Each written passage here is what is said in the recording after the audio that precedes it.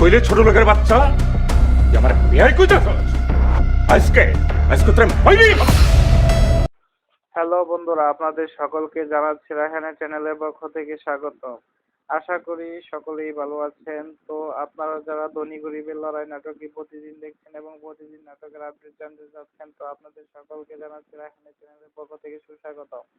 তো আপনারা যারা ধনী গরিবের লড়াইয়ের 42 নাম্বার পর্বটি আজ বিকাল 5টায় 5 তারিখে দেখেছেন, তারা 43 নাম্বার পর্বের জন্য অপেক্ষা করছেন। তো 43 নাম্বার পর্বটি 7 তারিখ আপনারা বিকাল 3টায় দেখতে পারবেন।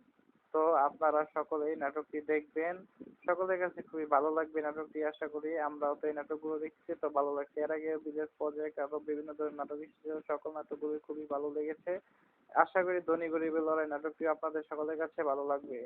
তো আমরা 43 নাম্বার পর্বে যা দেখবো তা হলো, আমরা দেখি যে রিমার জ্যাঠামশাই সোহাগের বাবার গলারে ধরেছে। তো রিমার ছোট কাকি তার হাজবেন্ডকে বলছিল যে মোড়ল বাড়িতে যে একটা কুত্তারও দাম নেই এবং তার যে মোড়ল বাড়িতে কোনো দাম নেই সে সম্পর্কে বলেছিল যে উস্কিয়ে মোড়লদের সাথে একটা ঝগড়া লাগিয়ে রিমাদেরকে সাহায্য করতে পারে। রিমার কাকিমা এই চেষ্টাই করতেছে। এদিকে আমরা আরো দেখি যে সোহাগের বাবা সোহাগদের বাড়িতে এসে বলছে যে মোড়ল বাড়ির সকলে তাকে অপমান করে বাড়ি থেকে বের করে দিয়েছে এবং সোহাগ তার বাবার কথা শুনে মোড়ল বাড়িতে যেতে চায় ঝগড়া করার জন্য, কিন্তু সোহাগের বাবা তাকে ফিরিয়ে দেয় যাতে এখন না যায়, পরবর্তীতে সুযোগ সময় বুঝে তারপর যেন যায়।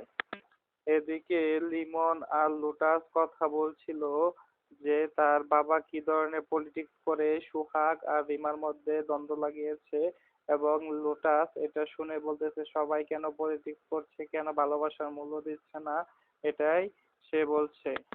এদিকে সোহাগ রিমাদের বাড়িতে আসে রিমাকে নেওয়ার জন্য, কিন্তু রিমা তার জ্যাঠামশাইয়ের সামনে সোহাগকে বলে যে সে মাস্তানদের বাড়িতে যাবে না এবং তাদের সাথে সংসার করবে না।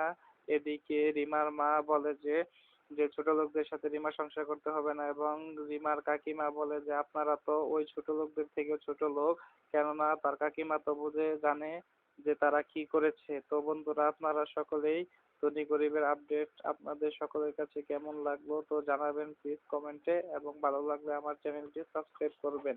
ধন্যবাদ সকলকে।